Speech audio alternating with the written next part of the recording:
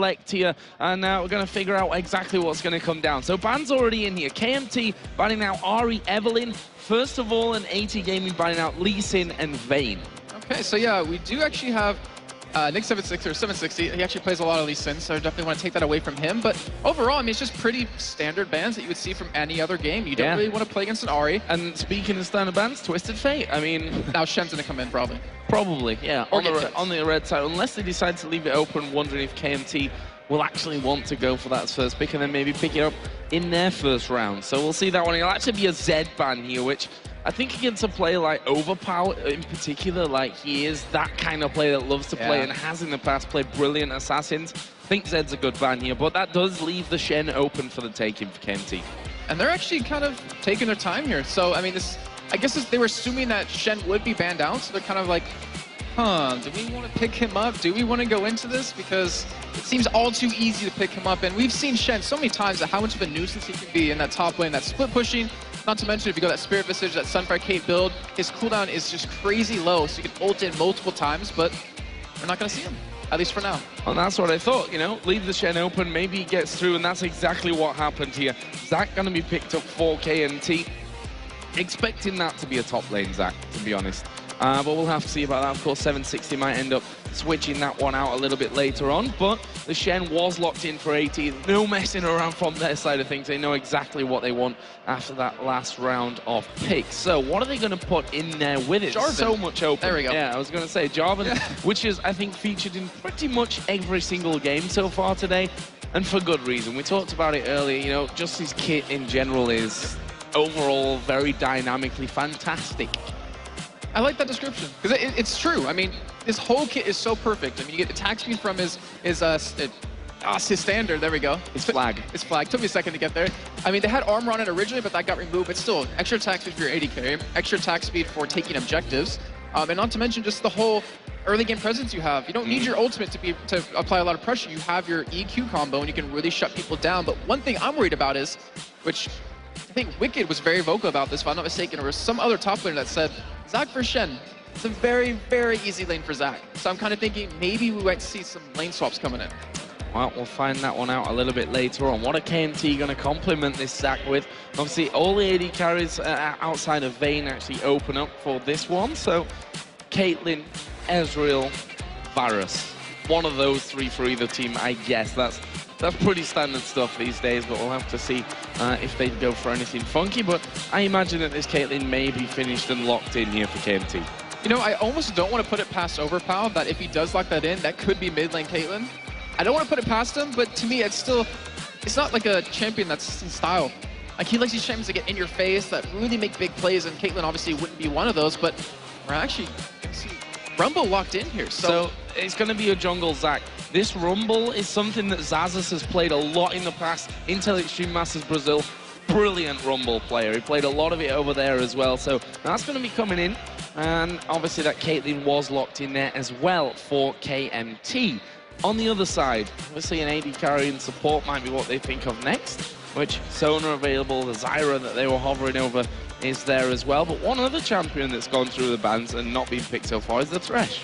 Yeah, that's actually very true. I completely forgot about that since I'm so used to seeing him first picked or banned away. And right now, I'm looking at AT Gaming's lineup, and one thing really comes to mind is the fact that they don't have a lot of damage. Having like a tank top laner and having a tank jungler pretty much, you kind of lack quite a bit on that. So you're going to need a high DPS AD carry. You're going to need a high DPS mid laner. We've already seen earlier on today just how it could kind of hold you back if you don't get a good start. If you get a bad start in that kind of team, you're going to stay behind a little bit, but they do go for some champions here. Yeah, Lulu, Varus, and KMT, oh my god, Sona, we can pick that one up. We'll have Sona in the team. But Lulu, Varus, we'll see what they combine that with for the mid lane. Something like Lissandra maybe, who is going to be right in the middle of the team. Going to be able to either lock someone down or, you know, mini Zonya herself to stay invulnerable there. And then have a wild growth as well from Lulu is another very big possibility. Of course, Shen and Jarvan are going to be right in the middle of them as well, so they're already prime targets for that. Over for KMT, they still need to pick their mid laner as well. I'm thinking Orianna might be a very likely possibility for KMT here because you have that Zac initiate. You saw that earlier on today. You put the ball on him, the whole ball delivery system, you keep them there, you knock them up, and then you have the whole Rumble ultimate just follow up on top of that. Wouldn't actually be a bad lineup. And it also means that Caitlyn will just be sitting there free attacking because you won't be worried about anyone really diving on you since the other team has to deal with your front line. And well done, Jason. Orianna is going to be Karthus. Don't take it back. Keep the well done. Makes me feel good. Orianna is going to be Karthus, which, you know, he's another one of those, get in the middle of the team, do as much damage as you can, die, still do as much damage as you can. So, you know, that's what they're going to be obviously aiming for with that overpowering and playing. Now, this time around, what are AT Gaming going to finish off with? You know, I don't think we're going to see it here, at least in this game, but we saw a resurgence of Fizz coming out lately, especially last week in the last week of CS. And yeah, in solo queue, I'm sorry to everyone in solo queue because that thing's been spammed constantly mid lane, I've been seeing. But Fizz is a really strong pick against Karthus. However, with their whole composition, it wouldn't be terrible, but it looks like we actually could see a mid lane Zyra as AP. And again, that for me makes quite a lot of sense. You're going to have the Zac and you're going to have the Karthus right in there. You can knock them up with those Strangle Thorns and obviously root them down as they come diving in. So it is going to be that AP Zyra in the mid lane. Pretty much everyone picking for themselves, funnily enough, around that in the AT Gaming team, except the mid lane and support who swap over. KMT, though, I really like their lineup. Zazas, we know, has got a phenomenal Rumble. 760 with Zac, yet to see him here, obviously, since this is their first game, but everyone who brings Zac to the jungle, you've obviously got a big understanding of how he works. And those flyby, I don't want to call them drive-bys, because they're literally flybys with the smite that you can pull off on Dragon, and even on Baron as well, if you're really pro, are always going to be dangerous. Plus the gank potential, you can come out of nowhere with the Zac. Yeah, and I don't know, I'm still looking, I wish we saw an Orianna. Because first of all, I would have been right, and I would have felt good about myself. But second of all, because the whole ball delivery system, it just fits so well. But still, with Karthus, with a Rumble to give Karthus the opportunity to actually catch up and get into the middle of that team, it's going to be very high. It's going to be very nice for him. And over on the other side, you have really good disengage. You also have really good engage with the Lulu, with the Jarvan, with the Shen, and then also with the Zyra Grass Roots if you do land it. So it's up to AT Gaming if they want to go for an engage, or they just kind of want to play defensive and disengage if they need to, which you kind of have to do against a Rumble. You can't really afford to fight on top of his ultimate, so you have to be able to run away, and they have a pretty decent lineup for that. Yeah, and, well, the Zac's obviously going to be bouncing in there. We'll see what they can do with this Rumble ultimate overall, but AT Gaming, just a quick adjustment of the chair there, which I think he went down and then straight back up to where he was sat, so not really making much of a difference. But this is a team that is not on the radar for a lot of people, as I think KMT are as well. Obviously, back when they were known as a Nexus, they played some big tournaments, but AT Gaming are nothing to laugh at right now. They've come through the qualifiers, got into this position. They actually won a LAN event over at Fragomatic where they beat Lone Lions in the final not so long ago. So now this is a team with some real potential coming out, and they're going up against KMT, a best of three. Best chance that you've really got a best of three to winning, even if you feel like you're the underdogs in a game. A best of three is always the best way. Yeah, and I think the thing is for a Nexus, or not Nexus, KMT now, is that they've been to so many different tournaments, but have they ever won any of them? And they haven't, and that might be a big mental block for them where, you know, they just group up and say, guys, you know, we haven't been able to really win something, at least get first place in it, but this is the time to make it happen. So either work out for them or work out against them. And AT Gaming, I mean, I want to say they're coming in as the underdogs overall. I think so. But still, being the highest ranked challenger team here today is nothing to scoff at. So, what are we going to see from level 1? Jarvan, free temporary ward basically that you have with the flag. And they check out there over the side, see if they can spot Zac. But wards down on the top side of the map here from KMT. And honestly, quite defensive wards as well. On that curved rush at the start, right up in that top rush, one on the bottom side on their ramp, and wouldn't surprise me to see them stick a ward down straight into that tri-bush as well, and really just defend off from any possible invade that AT Gaming might throw at them. Yeah, I mean, it's a best of three, so you have to keep in mind, neither of these teams want to lose their first game. So from that, just play safe, play cautious, play your own game, and hope they come out with the win in the first one of the set. But you're definitely right. I mean, we see KMT, they've invested a lot of ward coverage for Karthus. And you see him start a Sapphire Crystal, which we never really see, ever, out of any mid laner anymore. They usually go for the Dorn's Ring on a Karthus most likely, or maybe you go for the Fairy Charms with the health pots and the wards, but with this ward coverage, they want to make sure that he has an easy time in lane and that Spike Nike can't take advantage of that. Yeah, and he should have a pretty easy time. At least he's going to be able to throw those late waves out a lot more, obviously, than maybe before with that extra mana coming in. Bottom lane, it looks like we're going to be having standard lanes. Duos down bottom. Obviously, the Shen versus the Rumble up at top. Yeah, so actually, I would imagine that Zaza should be able to take Doris quite easily in lane with that Rumble. The ability to just harass him with your Q while you're sitting in the middle of the minion waves. Not to mention, you have that slow, which is really crucial, but you don't really have an escape mechanism other than your W, that shield to kind of speed you up and escape. And he does have a ward top lane, so it'll be hard for Spike Knight to actually gank that lane right now. But with a Shen, you can never underestimate that flash taunt coming out.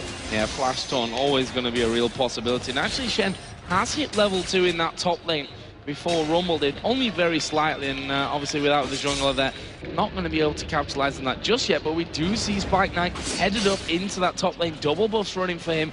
See if he can catch Zazas out of this one. It's going to be a very crucial point in the game, because if they can blow that flash, if they can kill Zazas, then Doris is going to have such an easy time in that top lane when he goes for that early Spirit Visage. And right now, Spike Knight is committing a lot of time into this top lane right now.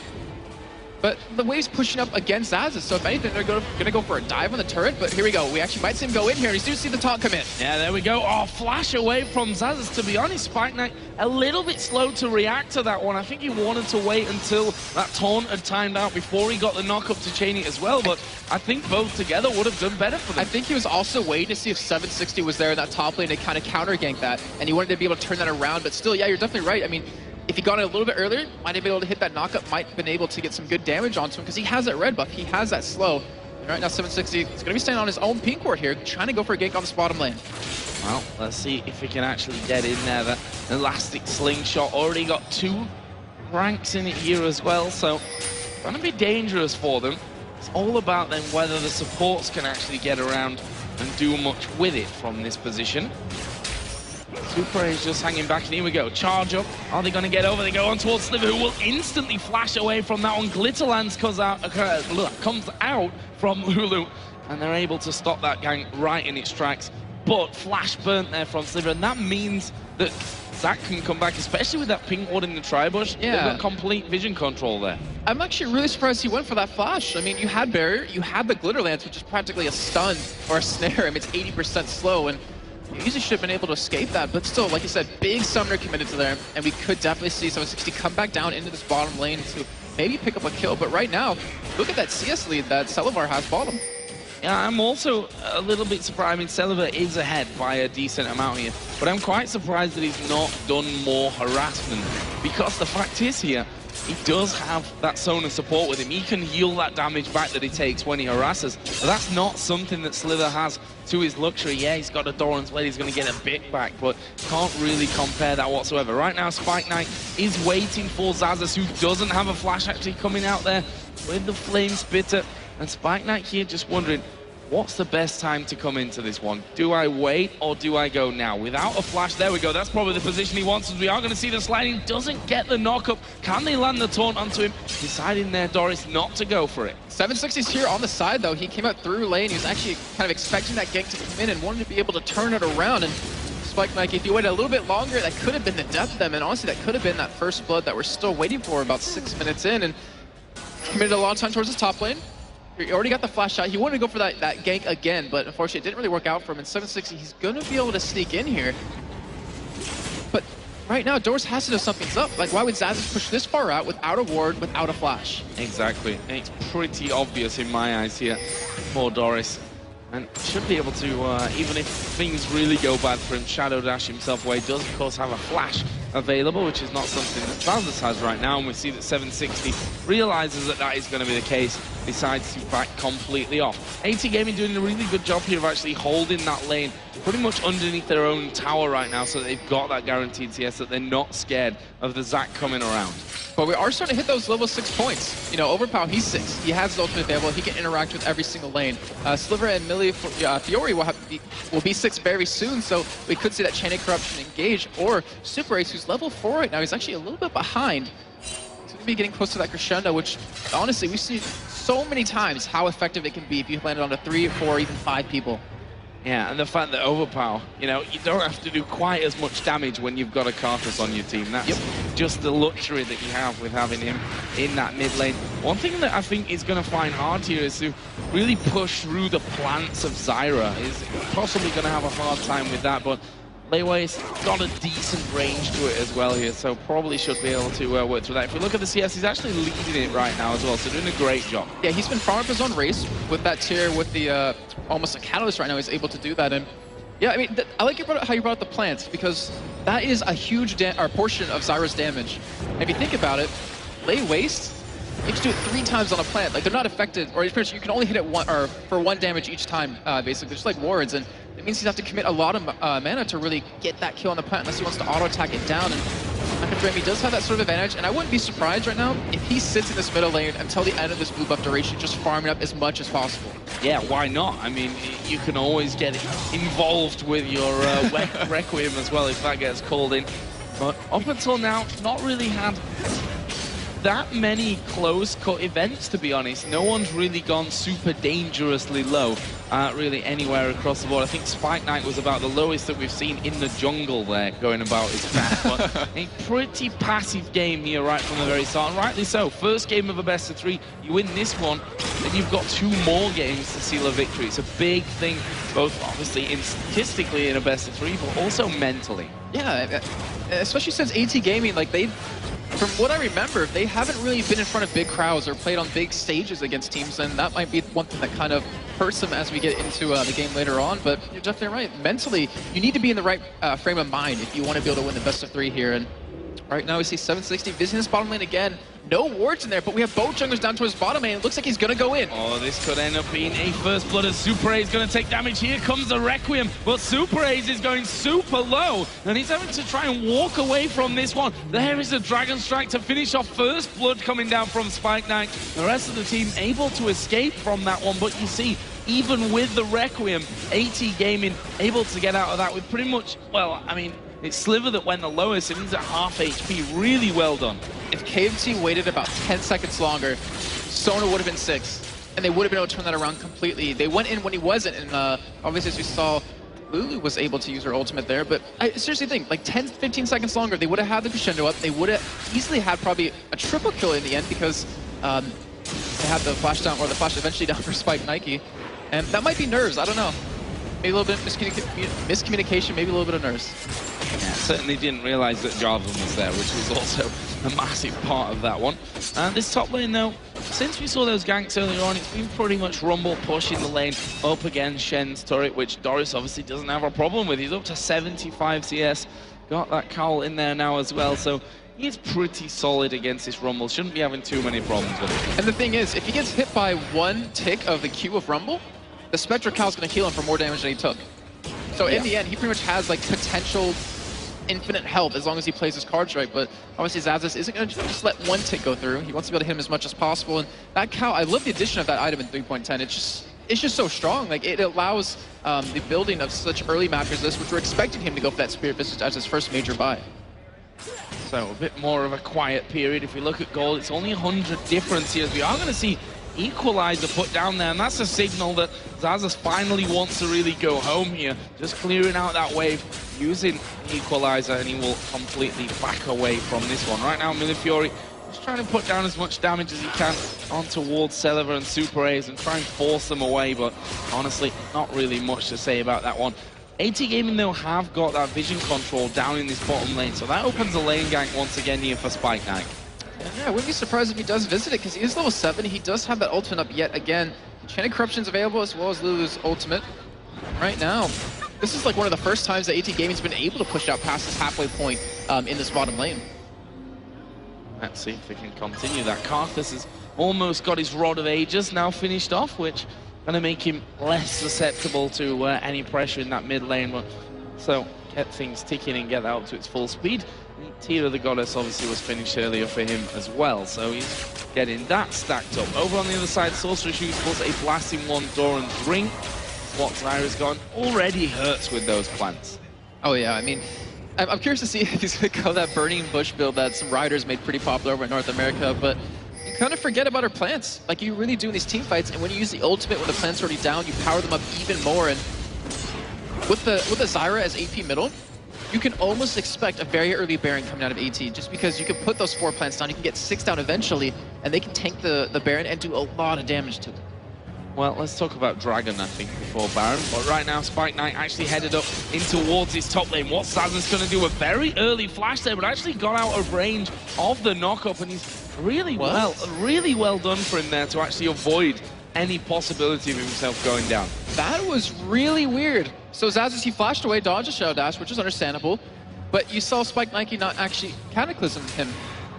He had no flash to escape. They had the damage to probably kill him, but I think that's just due to where Zazas went. Because he went down through the river, they were maybe expecting that 760 was on his way up to kind of turn that one around, but in the end, I mean, good job by Zazas to stay alive.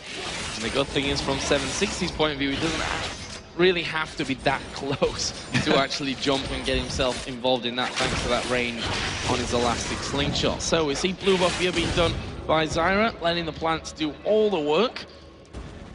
And again, we move back to that more passive farming stage. Actually, you can see that KMT actually ahead in the CS. That's thanks to that mid lane, the jungle as well, which is 20 CS ahead. Yeah, and if they keep this up, I mean, they're farming pretty well, and I have to give Doris credit. I mean, he's farming phenomenally well on that Shen, 102 CS.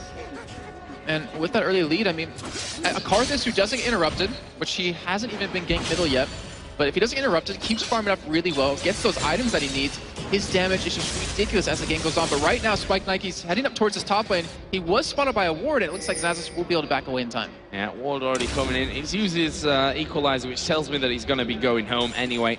Spike Knight there having the same feelings about that one, so he will back completely away. There we see Zac actually coming down towards his bottom lane. Not exactly Mr. Inconspicuous there, just walking straight through. They know you're there. He almost blends in with the ground and the trees. Almost. About the same color. And I was actually curious why he was down there. I mean, he's staying right next to Mini Wave, didn't hit any of them, didn't level. I don't know. But we're going to see Dragon potentially start up here very soon. And why not? I mean, you have Doris. He's level 10. He has an ultimate to get down here. He has that cooldown reduction from that Kindle gem. And as long as you can keep Karthus out of the middle of that fight, then you should be able to do pretty well, especially since Zazas doesn't have that ultimate up, since he just used it top lane to farm up. Saw the damage coming out there as well from the plants on towards Zac at the back of that Baron pit, and that's gonna be a problem for him as well. I think a lot of people really underestimate the damage that an AP Zyra can bring to a game. So I think that's due to the fact that you don't see very many of them anymore. Yeah. I mean, the only other person that I know always runs Zyra, or a lot of the time, is Cowtar, which is currently on the other stage, and Morden. Exer, sorry, I was going to get it eventually from the old Giants team back in the spring split of LCS. Yeah, not many people running that these days, although that damage potential is incredibly high. There's Spike Knight up at the top lane, stood right on top of a ward. Zazas shouldn't have any problems getting away from that one now that he knows that that Jarvan is actually there and could possibly come his way. Requiem, we've not really seen being used much, only that one time, and that shows you just how defensive this game is. However, Spike Knight has actually come in towards River, and look at this. Zazas thinks he's actually gone down, but he's not. He's up in this top lane, he's up in this top rush right now, and Zazas may be in trouble. There's the equalizer going down. They're going to burn from it inside of that one, and there is a Requiem. Zazas getting the one kill. He does die to Doris in the end, but that will be a 1-for-1. Meanwhile, down at the bottom, Les Bounce comes in. This is tied up brilliant there as Super Ace dies to Millie Fiora. Stan United coming down. That will save the support. They lost the AD carry, and we end up with a 2-for-2. And just as we were talking about that Requiem not coming into play too much, you see coming in that top lane, but he doesn't even get the assist. And a fantastic job by Zez right there to burst Spike Knight down. He did not expect that much damage coming his way. And I did. Yeah, neither did I. And one thing that I like to see out of Varus right now, most Varuses we see a Bloodthirster, Last Whisper come in, and then Infinity Edge is next combo, as we do see a nice taunt onto Celavar, but he's going for a Blade of the Rune King as his lifesteal item. And I can kind of understand that. I mean, yeah, you can do a lot of poke with that Bloodthirster, but when you have a Rumble trying to get on top of you, when you have a Zac trying to jump on you, and you have a Karthus trying to get on top of you, the extra movement speed you get from that makes you kite a lot easier, gives you a little bit of a burst heal as well, and that's what he's going to need in these fights since he doesn't really have any other escape mechanism. So, the way this game's gone, I'm pretty sure we're going back into a quieter phase. I think so, yeah. And that's just how things have really gone between these two teams here. Now, first matchup of this best of 3. Currently, Celavar coming back into lane with that Infinity Edge now. See See what damage he can do with that. Well, Overpower, despite the constant pressure in this mid lane from those grasping roots and the plants that come out of it, is actually pretty far ahead considering that. Yeah, I mean, we're only 17 minutes in, and he's going to hit that 200 mark right now. And I think he would have liked to push the turret a little bit harder, but against a Zyra with... Ooh, he's actually going to get caught. Yeah, they're going to go in here. There's a flash coming straight out. Grasping Roots will actually land straight on towards Zac, and not too much danger for him there in overall. And just as we were talking about in the pregame, how as a Zac, you don't really even need to be near the lane you're actually going to gank. He jumped from the Wraith camp over the wall into River and stopped and hit him. That was just ridiculous, and that's the distance you get on that elastic slingshot. So Jarvan's actually waiting in this bottom lane right now, but he stood right on top of a ward, pretty much wasting his time at this point. There's no chance that KMT are going to get caught out by that one. Smart play to actually back away and just farm up those golems. And I was trying to say earlier that Overpower, I mean, I think he would like to push the turret a little bit more, but since you're against a Zyra, which the plans, they killed minions very quickly. Your grasping roots with your Q does very well. Kind of stops him from having that ability to split push, or to push. But then again, I mean, if Zyra's pushing back that hard, then it makes it so Overpower doesn't have to extend too far, and the possibility of a gank is very unlikely. Well, there's a blue buff going over to Zyra. And be spamming constantly. Actually pretty much got that Rabadon's death cap complete at this point. And we are going to see AT Gaming make a move for Dragon. Now this is interesting because this will set the teams apart by a decent amount for pretty much the first time in the game. And AT are going to pick that one up, and that gives them around about a 500-600 gold lead. And that was a brilliant response too, because Overpower, we saw Jansen actually see him go in for his own blue buff. He knew the timer on it, and they're like, all right, well, I can get blue a little bit quicker, and then we just take Dragon right away because we know the threat of a Karthus won't be there. So great game awareness. That death cap is definitely going to be done when he goes back, and the damage he's going to put on these fights is just going to be ridiculous. Now, we'll see if AT can actually hold this one, because the deficit that they had is only really from farm at this stage. They got more kills on the event, but they've actually fallen behind in the farm. So that's something that they may become stronger at once these items actually start being built up for them. You can see that Overpower just stacking his tier there in mid lane. He's got that blue buff on. He's like, well, I'm going to use it. Cooldown reduction.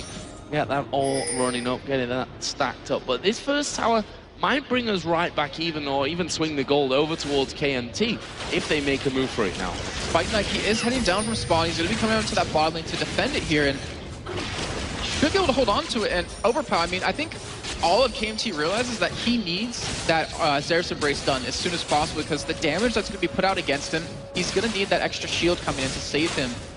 Right now we see Spirit Visage done for Doris, has that cooldown reduction, has that match resist and the extra regen, with also a Sunfire Cape almost done for him. So his ability to push back against Xaxis, even though he's already ahead in farm, is really going to kind of skyrocket here. And Spike Knight showing bottom, it means 760 is going to have to come down here and help defend.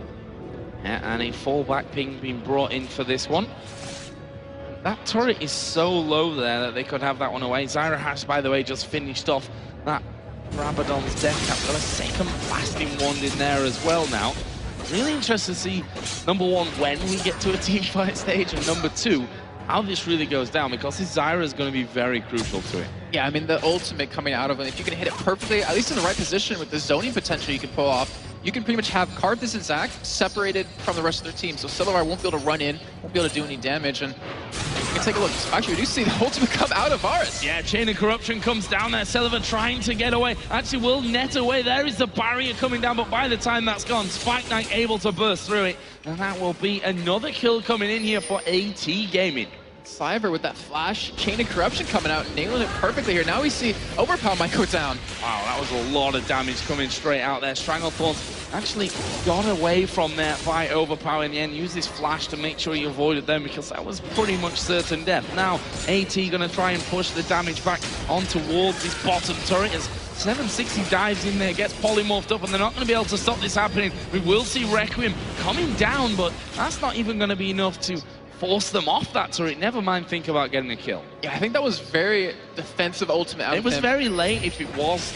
Well, he wanted to make, yeah, so I think 760 expected them to dive him under the turret, but they just kept attacking it. They just took it down. Now Overpower might get dove here, but they kept hitting it, and with that, Overpower, yeah, he's going to die here. Yeah, he's dead. We are going to see Jansen actually get away from that one. Overpower will die, of course, there in the end. And, well, That's the danger of the Zyra. One grasping roots, and it's pretty much a free kill when you've got that kind of HP at the end. Obviously, Requiem was used a little bit earlier on, and that just shows the danger that this Zyra really has, at least in this 1v1 against Karthus. It's not really that much of a competition.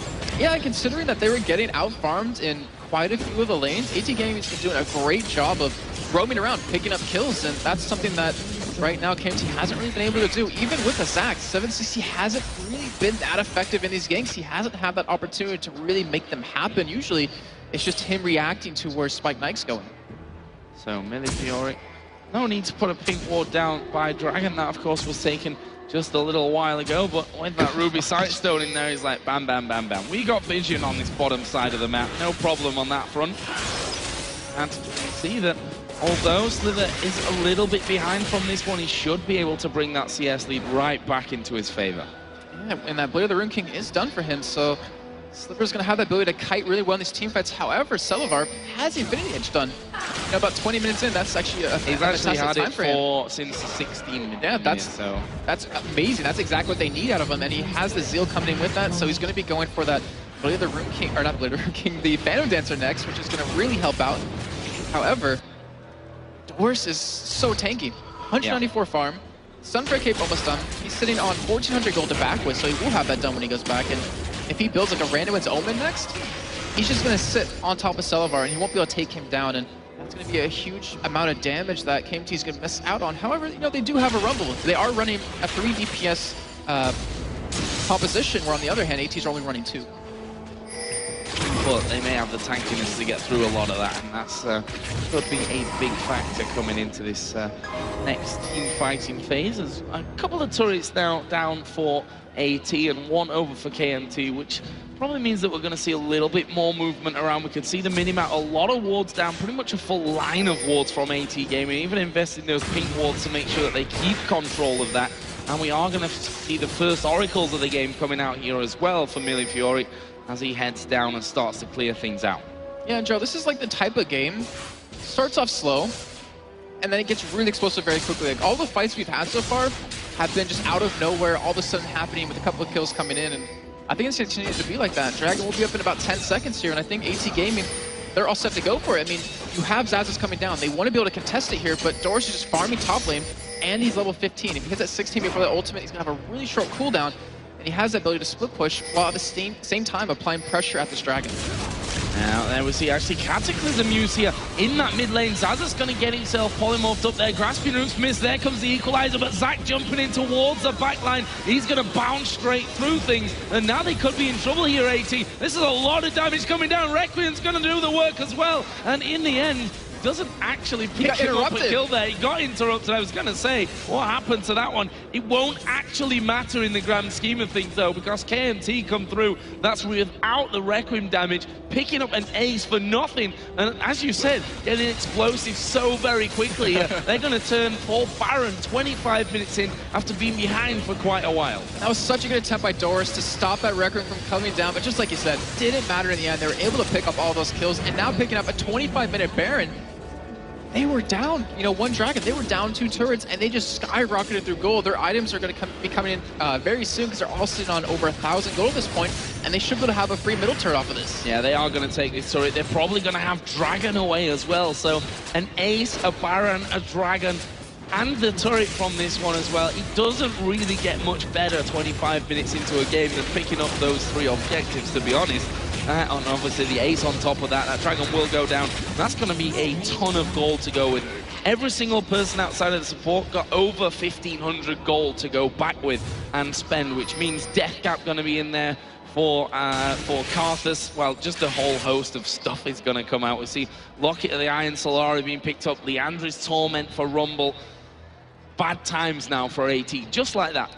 Yeah, and that's how quickly a game can turn. Just as we were mentioning about how explosive the game can get, I don't know where this big fight breaks out, a lot of objectives taken, and that's kind of mistake that you make, that you really, not shouldn't, but you really cannot afford to have in a game where the other team can kind of carry this through. And, you know, most pro teams, if they get an advantage like that, if they get that many things all at once, then they're going to take the game. Like, there's no doubt about it, unless they make a major mistake, which right now, AT Gaming, they do still have a lot of damage. But here's the gank in this top side. Doris could be in trouble from this one. We've got the Rylai's Crystal Scepter in there as well to keep him slowed. There's the equalizer going down. 760 is tanky enough to go into the turret. Bounces in. Less bounces than used. Good Cataclysm coming down, but they might try and turn this one around. There are the Strangle Thorns coming down. Zac may come back to life from this one. The damage is under the turret there, and that will be a nice little turnaround, ending in a 1-for-1. It's jungler for top lane, and it was Doris that needed to be killed. He's done a great job up until now. Handy little kill coming down to KMT. Yeah, and Xaxus, I mean, he's 3-1-3 now. 197 CS. His damage is very high at this point, and when we start seeing these team fights break out a little bit more often, the whole crescendo, the Zac ultimate is really going to become powerful with his ulti following up as well. But right now, versus KMT, they're just pushing this middle turret, and they got it down to about a third health. Yeah, Last Whisper coming in for Celiver as well. That is a massive pickup for them. We've also got Karthus, who's sat on about 4 million. All right, 2,600 gold. Pretty close. A lot of gold to go back with here. To be spending up. As he said, Death Cap is gonna be finished when he goes in there, but we'll see what actually he goes for after that. I wonder if we'll see Zhonya's come out of him for that extra bit of protection when it comes to the team fight, or whether he'll go a little bit harder into things and go something like Void Staff direction. I think he can go for a Death Cap and the Archangel Staff, which should have turned to Ensar's Embrace. That's true, he's got the Tear and the Blessing one already, so. And that should just pretty much make his damage skyrocket here, not to mention his sustain and survivability in these team fights, which is really going to be a key point where, whoa, AT Gaming, they want to be able to burst him down. Yeah, so Death Cap and the Archangels, one fair swoop there. Obviously, Ensar's Embrace, because the Tear was already stacked up there right from the start. So that is a very scary Karthus that's just appeared on this map. And if he wasn't doing enough earlier on with that Requiem, he now is up to almost 600 AP. Damn. 28 minutes in. That is not a good sign for AT Gaming right now. But luckily for them, they do have a very good amount of wave clear. Just with the Varus Piercing Arrow, pair that in with the Grass Roots coming out of Zyra, they can hold on to turrets very well. And if anything, KMT luckily have a Caitlyn, so they have that ability to really siege turrets down. But if we see like a flash taunt come out of Doris, we could see AT Gaming going for an engage. However, against a Baron up KMT, I think they're just going to let this one fall. Yeah, right now, probably not the best idea, but look at that. Karthus, a third pretty much of the damage there from Sliver when he's on his own to get that bonus. And right now, they're waiting right outside the door. And you can see AT like, nope, not going to try and defend that one. We have to back off. We have to give that one up against this Baron up KMT. And that will be the first inner turret of the game going down. They're going to head straight to bottom. Baron has now run out, though. And with that extra turret, I mean, look, the thing is, what have they accomplished with this Baron, though? An inner turret just now. Right. I mean, in the mid lane, not bad at all. That is true. I mean, it was more of an opportunity Baron, let's be honest. 25 minutes in, that's not your pre-planned Baron time, that's for sure. But get an ace, of course, you're going to pick it up. Yeah, you're definitely right. I completely agree with that. I didn't even think about it that way. And, I mean, the extra gold you get from it. Also, if you do somehow force the fight, it's definitely going to help out. But with how far ahead right now they are in gold, 6,000 lead for them. Trying to go for another inner turret here. And I'm not sure if they can defend this, but they can definitely try. Bad news when your Jarvan takes a third of his health from an ace in the hole to go straight through there. They still wait on this one. We are going to see Shen trying to relieve a little bit of pressure here from AT Gaming. Split pushing his top lane, but there comes the equalizer. Zac going to dive in. Oh, the Chain of Corruption pretty much missing everything here as well. And actually, they seem to have done enough to at least force KMT away for now. Those plants doing good damage to Celiver, but I think they're just going to wedge themselves in between the minions and AT here and just take away this turret without them really being able to do that much about it.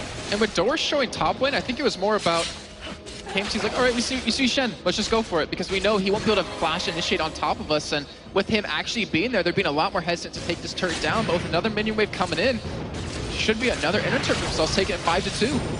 So here we go then. A couple of hits from Caitlyn and that turret is dead, as we are going to see Zac charging up and diving in. There's a crescendo. Stranglethorns only knocking Super A's into the air from this one. And already we see Doris getting one in there, but is it going to be enough? Actually, they're doing really well. Requiem comes down. Double kill for Doris. Xaxus is going to die here, and that's another one coming in. Triple kill for the Shen. 4 men for 3 taken away. And Doris is still chasing 760. Already used that Shadow Dash here. They're charging it up. Why did he cancel that one? I have no idea, but that's probably going to be him dead right now. He's pretty tanky, so lives through. There is Doris still chasing him down, though, and that would be an ace coming back. What a crazy game. An ace for either side. These turrets falling left, right, and center, but AT bringing that one back. They still obviously have a gold deficit because of those turrets and the Baron and the Dragon that followed that they won earlier as well. But in terms of fights, that was pretty much spot on for them. It was an ace. It doesn't get better than that, does it? And that was a delayed quadra coming out of Doris. And the thing is, like I just talked about this, he was top lane. Then KMT's like, all right, we'll go for this turret. She was pretty free, but he was there this time. And with him and Jarvan both diving in on the Caitlyn with the flash chunk coming in, they were able to kill him. So all the items he's been able to accumulate with the Last Whisper, the Fan Dancer, the Eye Edge, doesn't mean diddly squat. And he's going to build towards a G8 now just to be able to survive against this. And Doris, just wow. His items, even going in with the Wit's End here, which was changed quite a while ago. It used to give you magic resist on hit, but it actually takes away magic resist from the target now. It gives it to yourself. So it's actually a very underused item, but a very powerful item. As I said, my grandma's best friend was called Doris. But Doris is a different kind of machine here. That's definitely not an 80-year-old woman that we're seeing play this one. He is absolutely incredible this game so far. And, well, it started with just farming that top lane perfectly. Like, he had a lot of pressure from Xaxus, but it didn't... Wow, you've got to go back there and finish off the Dragon. There we go. Almost leave him before the Dragon actually goes down, but they will pick that one up and still leaves them with a very, very strong gold lead. And I still feel like KMT are feeling stronger at this point, that they're probably thinking we messed that team fight up. Yeah, and I think right now that with that last fight that AT Gaming got, they kind of made their stamp on the game. They're showing like, you know, we're not out of this. Yeah, you got a Baron, yeah, you got a Dragon, 2 turrets, all that good stuff, and an ace right before, but we can still win fights on you, and you have to kind of be prepared for this. And right now, they're the ones going for Baron here, and KMT, they haven't really been able to respond just yet. They're waiting on the sides to make this engage happen. Oh, there we go. 760 going to dive in. We will see Stan United getting involved in it. The equalizer not brilliant as Cataclysm comes down. They've gotten rid of Zyra from this one, but can they take the rest of them? There's a great crescendo coming through. Doris very tanky and is able to survive to half HP right now as he dives in onto the back onto Celiva, but he will be shot down here by Rumble. There is the death for Jarvan as well, and just like that, a 4-for-0, almost a complete swing of that last fight, but the same as the fight before that one. That's how crazy this game is.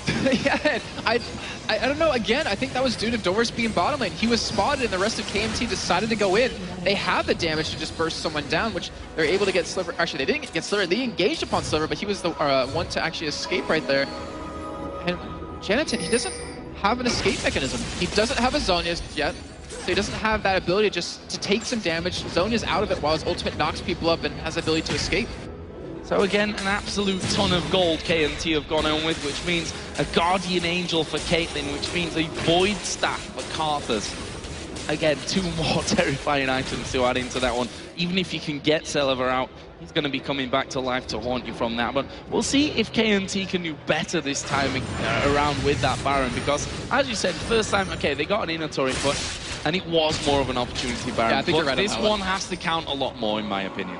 And yeah, I mean, they had AT Gaming go for it, which I'm not really sure why they did, especially off the back of an ace. I mean, they're still behind quite a bit in gold, and they must have been feeling very confident, but now it's a 10,000 gold difference almost at this point. You have major items coming in across the board for the entirety of KMT. Even Zaz is deciding to get a Void Staff, which when do you ever see that? You usually see like a Zhonya's come in as a defensive item. Their damage is just going to be ridiculous here. And Janitor without a Zhonya's isn't going to survive. And Sliver, you see him going for his Banshee's Veil, it looks like, because he needs to be able to survive this burst that comes out of KMT.